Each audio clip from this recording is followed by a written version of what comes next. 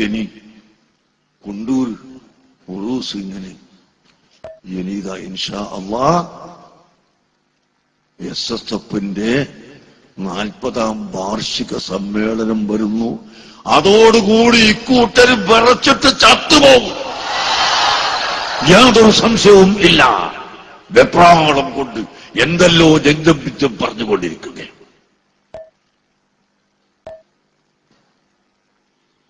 ഇനി കുണ്ടൂർ ഉറൂസ് ഇങ്ങനെ ഇനി ഇതാ ഇൻഷാ അല്ലാഹ് SSFന്റെ 40ാം വാർഷിക സമ്മേളനം വരുന്നു.